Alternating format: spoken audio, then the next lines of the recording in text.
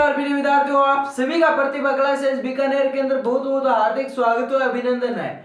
आज हम कक्षा 10 के भूगोल विषय का अध्याय नंबर 4 स्टार्ट करने जा रहे हैं, जिसका नाम है कृषि। कृषि देखो, ये एक बहुत ही महत्वपूर्ण अध्याय है। आप सब कृषि के बारे में बहुत अच्छी तरह से जानते होंगे, क्योंकि कृषि एक प्राथमिक क्रिया है। अगर कृषि नहीं की जाएगी तो अपना भोजन प्राप्त नहीं होगा। अगर भोजन नहीं मिलेगा तो हमारा जीवन भी कभी संभव नहीं हो पाएगा। इसलिए अपना जो भारत देश है वो कृषि प्रधान देश है। कैसा देश है? कृषि प्रधान देश है, क्योंकि अपने भारत देश के अंदर लगभग 70% लोग क्या करते हैं? कृषि करते हैं। तो देखो, ये कृषि बहुत ही महत्वपूर्ण है और ये एक प्राथमिक क्रिया है। प्राथमिक का मतलब सबसे पहले काम किया जाता है कृषि का। क्यों भाई? अपने को भोजन की आवश्यकता है तो हमें कृषि करनी पड़ेगी, तभी हमें क्या भोजन प्राप्त होगा। तो ये प्राथमिक क्रिया है। और कृषि कहते किसे है? देखो, ये अध्याय जो बाहर गांव के जितने भी बच्चे हैं उनको समझना एकदम आसान होगा, चटनी की तरह होगा, परंतु जो शहर गांव के लोग हैं उनके लिए थोड़ा सा हार्ड होगा। ठीक है, परंतु कोई दिक्कत नहीं है, इसे आप ध्यान से एक दो बार पढ़ोगे, समझोगे, आपको अच्छी तरह से समझ में आ जाएगा। तो देखो, भूमि कृषि क्या है? अंग्रेजी शब्द से बना है। अंग्रेजी शब्द एग्रीकल्चर से बना है। एग्रीकल्चर का अर्थ होता है कि भूमि पर खेती करना। क्या होता है? भूमि के ऊपर खेती करना। ठीक है, अगर आपसे पूछे कृषि किसे कहते हैं, भूमि पर खेती करना ही क्या कहलाता है? कृषि कहलाता है। ठीक है, और देखो, भारत देश एक कृषि प्रधान देश है। कैसा देश है? कृषि प्रधान देश है, यानी कि कृषि के लिए बहुत ही महत्वपूर्ण देश है। ठीक है, ये मैंने बता दिया आपको, प्राथमिक क्रिया है। 70% जनसंख्या क्या करती है? कृषि के ऊपर निर्भर है। ठीक है, ये प्राचीन क्रिया है। ये कैसी क्रिया है? प्राचीन क्रिया है। कैसे भाई? देखो, ये तो है नहीं कि लोगों ने कृषि करना, खेती करना आज से स्टार्ट किया है। ये तो प्राचीन समय से चली आ रही है, युगों युगों से चली आ रही है, परंतु इसके अंदर बहुत सारे बदलाव आए हैं। क्या जो पहले खेती की जाती थी उसी प्रकार आज की जाती है? नहीं। पहले देखो, खेती करने के लिए प्राचीन थे, औजार थे, लकड़ी का हल हुआ करता था, बेल से खेती करते थे, परंतु आज आधुनिकता के अंदर क्या है कि ट्रैक्टर से जाते हैं, 10 मिनट के अंदर खेत बाकर आ जाते हैं। इतना आसान काम हो गया है, वरना 10 दिन लग जाते थे खेत को बोने के अंदर। इसलिए जो क्या है, कृषि की जो क्रिया है वो उसके अंदर बदलाव जरूर है। ये समय समय के साथ इसमें बदलाव बहुत सारे हैं। अब हम इसके अंदर ये देखेंगे कि कृषि के कौन कौन से प्रकार हैं। प्रकार क्यों है भाई? देखो, जैसे मान लो कि वर्षा के आधार पर ये हमने कई भागों के अंदर बांट दिया, रबी खरीफ जायद के अंदर बांट दिया। भोजन के आधार पर खाद्य अखाद्य के अंदर हमने बांट दिया। उसी प्रकार जो हम उत्पन्न करते हैं वाणिज्य के आधार पर, यानी कि अपने समाज के अंदर जो हम बेचने के लिए काम लेते हैं या फिर केवल घर में खाने के लिए काम लेते हैं, इसके आधार पर भी हमने खेती का विभाजन कर रखा है। तो मुख्य 3 भागों के अंदर बांटा हुआ है। नंबर 1 है प्रारंभिक जीविका निर्वाह कृषि। क्या है? प्रारंभिक जीविका निर्वाह कृषि। इसके अंदर क्या होता है कि किसान केवल उतनी ही खेती करता है जिससे उसे अपने परिवार का पेट का पालन पोषण हो सके। उसे न तो बाजार के अंदर बेचने से मतलब है, न किसी और से, केवल अपने पेट के लिए ही ये खेती की जाती है। ये एक छोटे से भूभाग के ऊपर की जाती है। ये नहीं है कि बहुत बड़ा सारा क्षेत्र होगा, नहीं, इसमें एक छोटा सा क्षेत्र होता है, उसके ऊपर खेती की जाती है। ठीक है, यानी कि छोटे से टुकड़े पर खेती की जाती है। प्राचीन औजारों का प्रयोग लिया जाता है, यानी कि जो प्राचीन समय से औजार चले आ रहे हैं उन्हीं औजारों को प्रयोग में लिया जाता है।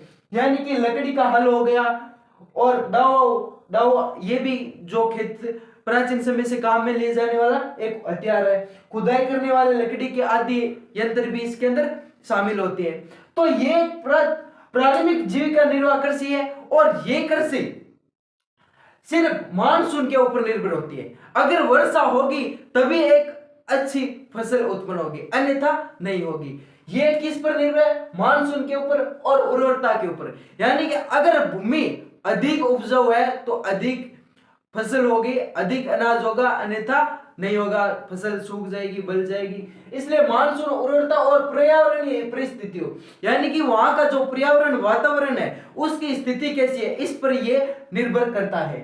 ठीक है, अब इसी का एक प्रकार है कर्तन दहन प्रणाली। क्या है? कर्तन दहन प्रणाली। दहन का मतलब आप जानते हो क्या होता है? जलाना। यानी कि जो आदिवासी लोग हैं वो क्या करते हैं, वनों के अंदर एक जगह सफाई करते हैं और वहां का जो कचरा पात्र होता है उसको जला दिया जाता है और उसके ऊपर क्या करते हैं, खेती करते हैं। इसलिए इसे क्या कहते हैं, कर्तन दहन प्रणाली।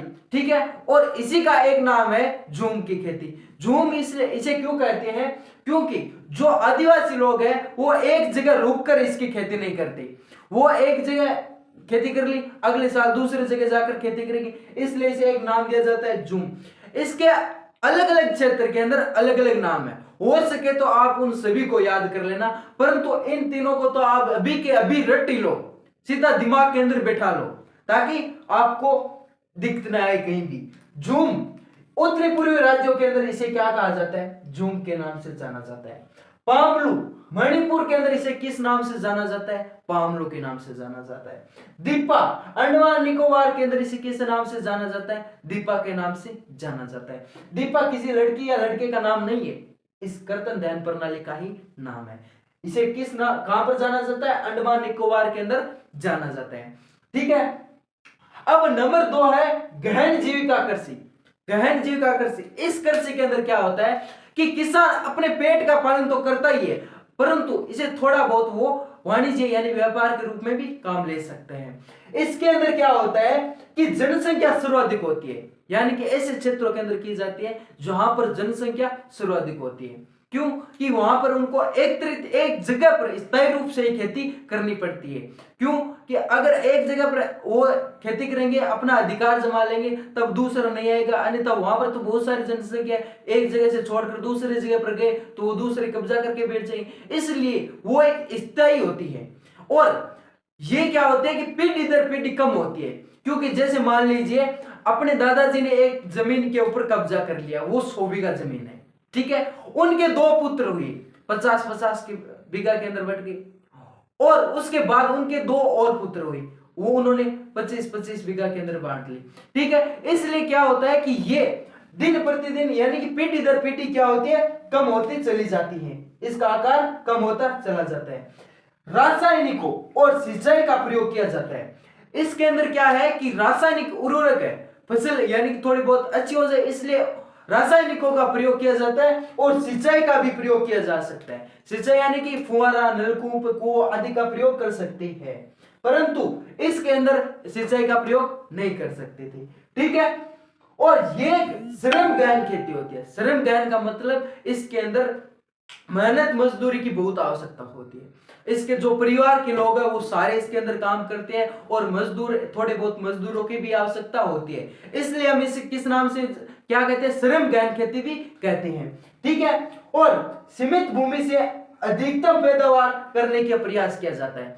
सीमित जगह होती है, उसमें अधिक पैदावार करने की कोशिश करती है। क्यों करते हैं कि जमीन तो दिन प्रतिदिन कम होती जा रही है, अगर किसी के पास अब कम होती हुई धीरे धीरे कम मात्र 5 बीघा जमीन बची है, परंतु उसे समाज अपने परिवार का पोषण करने के लिए अंत उतने की जरूरत होती है नहीं होती है, इसलिए वो क्या करता है, कम जगह होते हुए भी अधिक पैदावार करने की कोशिश करता है, इसलिए वो अत्यधिक सिंचाई यानी कि जल का उपयोग करता है, और अत्यधिक रासायनिकों का भी प्रयोग करता है।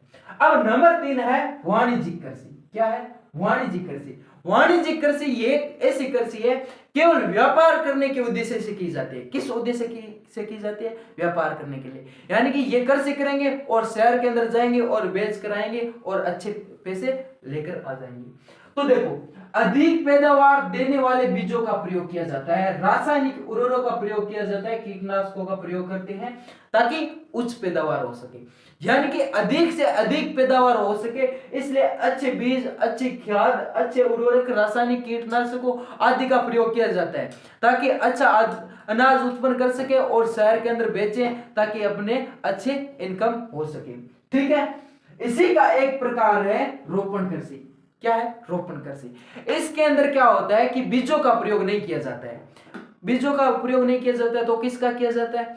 पौधों का प्रयोग किया जाता है। छोटे छोटे पौधे मिलते हैं, उनको एक साथ बहुत बड़े भूभाग के अंदर बोया जाता है और फिर इसकी खेती की जाती है। ऐसे कौन सी चीज है सर इनको रोक कर कृषि की जाती है? देखो, चाय, कॉफी, रबड़, गन्ना, केला आदि, ये एक रोपण कृषि के उदाहरण है। इन सबको रोप रोप के क्या की जाती है, कृषि की जाती है। और क्या है, एकल फसल बोई जाती है, यानी कि ये नहीं है कि हमने चाय के साथ रबड़ भी बो दिया, गन्ना भी बो दिया, इन सबको अलग अलग बोया जाता है। यानी कि एक, अगर आपने चाय बो दी तो चाय चाय बोनी पड़ेगी, अगर आपने कॉफी बो रखी है तो कॉफी कॉफी पूरे एरिया के अंदर होनी चाहिए। ठीक है, तो उम्मीद करता हूं तीनों पॉइंट आपको याद हो गए होंगे। प्रारंभिक जीविका कृषि यानी कि किसान अपने परिवार का पोषण करने के लिए छोटे से भूभाग के ऊपर करते हैं और प्राचीन औजारों का प्रयोग करते हैं, और मानसून के ऊपर पूरी तरह से निर्भर है। कर्तन दहन प्रणाली इसका एक अन्य भाग है, जिसे झूम की खेती कहते हैं, पामलू कहते हैं, दीपा कहते हैं, और अलग अलग क्षेत्रों के अंदर अलग अलग नाम से जाना जाता है।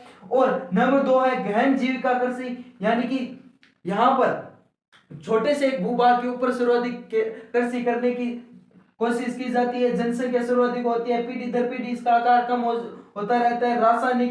रासायनिकों का प्रयोग किया जाता है, सिंचाई का प्रयोग किया जाता है, ताकि अच्छी से ज्यादा हम फसल उत्पन्न कर सकें। और नंबर 3 है वाणिज्यिक कृषि, यानी कि हम क्या करें, अच्छी पैदावार कर सके और अच्छी इनकम प्राप्त कर सकें।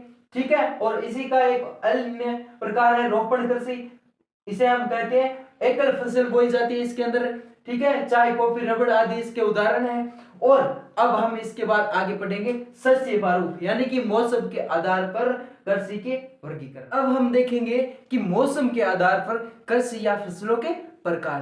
तो हम बचपन से पढ़ते आ रहे हैं कि रबी, खरीफ और जायद मुख्य 3 फसलें हैं। तो इन तीनों के बारे में हम एक एक पर डिटेल से अध्ययन करेंगे। तो नंबर 1 है रबी। नंबर 1 पर क्या है, रबी। शीत ऋतु में, यानी कि अक्टूबर से दिसंबर में बोया जाता है। रबी की फसल को कब बोया जाता है, शीत ऋतु के अंदर बोया जाता है, अक्टूबर से दिसंबर के अंदर बोया जाता है। ठीक है, ग्रीष्म ऋतु में अप्रैल से जून में इसकी कटाई की जाती है। इसकी कटाई कब की जाती है, अप्रैल से जून के अंदर। ठीक है, रबी की फसल शीत ऋतु के अंदर बोया जाता है और ग्रीष्म के अंदर कटाई की जाती है। अक्टूबर से दिसंबर के बीच में इसे बोया जाता है और अप्रैल से जून के बीच में इसकी कटाई की जाती है। ठीक है, आगे है, देखो उदाहरण के लिए वो कौन कौन सी फसलें हैं जो रबी की फसलों के अंदर आती है। नंबर 1 गेहूं, जौ, मटर, चना, सरसों आदि बहुत सारी है जो शीत ऋतु के अंदर बोई जाती है, यानी कि अक्टूबर से दिसंबर के अंदर बोई जाने वाली फसलें रबी के अंदर आएगी। ठीक है, आगे है महत्वपूर्ण राज्य, यानी कि वो कौन कौन से राज्य है जो रबी की फसलों के लिए बहुत ही महत्वपूर्ण है। पंजाब, हरियाणा, हिमाचल प्रदेश, जम्मू कश्मीर, उत्तराखंड, उत्तर प्रदेश आदि वे राज्य हैं जो रबी की फसल के लिए बहुत ही महत्वपूर्ण है। यहाँ पर ये फसल सर्वाधिक होती है। ठीक है, और एक इंपॉर्टेंट पॉइंट है कि माउट, आप सभी जानते हो माउट किसे कहते हैं, शीत ऋतु में होने वाली वर्षा को माउट कहते हैं। यानी कि जो पश्चिमी विक्षोभ है वहां से जो वर्षा होती है उस वर्षा का इस पर बहुत ही ज्यादा। अब आगे है खरीफ की फसल। तो देखो खरीफ की फसल ये मानसून के ऊपर आधारित है, यानी कि जब वर्षा होगी तभी इसको बोया जाएगा। समथिंग जून और जुलाई के बीच इसे बोया जाता है। कब बोया जाता है, जून और जुलाई के बीच में इस फसल को बो दिया जाता है और सितंबर से अक्टूबर के मध्य इसकी कटाई की जाती है। इसकी कटाई कब की जाती है, सितंबर से लेकर अक्टूबर के बीच इसकी कटाई की जाती है। ठीक है, उदाहरण के लिए वे कौन सी फसलें हैं जो खरीफ की फसलों के अंदर आती हैं। चावल हो गया, मक्का हो गया, ज्वार, बाजरा, तुर यानी कि अरहर, मूंग, उड़द, कपास, जूट, मूंगफली, सोयाबीन आदि बहुत सारी फसलें जो खरीफ के अंदर आती हैं। तो इनको आप एक बार के लिए याद कर लो कि कौन सी फसल रबी के अंदर आएगी, कौन सी खरीफ के अंदर आएगी, कौन सी जायद के अंदर आएगी, ताकि आपको कोई कंफ्यूजन ना रहे। और इसको इस प्रकार से ध्यान रख लो, एक अगर याद कर लोगे तो फिर आपको वो चीजें याद रह जाएगी। जैसे मान लो कि बाजरा है, इसे याद करो कब बोया जाता है, वर्षा होती है तब बोया जाता है और इसकी कटाई कब की जाती है, सितंबर से अक्टूबर में जब इसकी कटाई की जाती है। इस प्रकार से 2-3 आप फसलों को याद कर लो और उसके बाद जो उसके साथ में बोई जाने वाली फसलें वे अपने आप याद रह जाएंगी।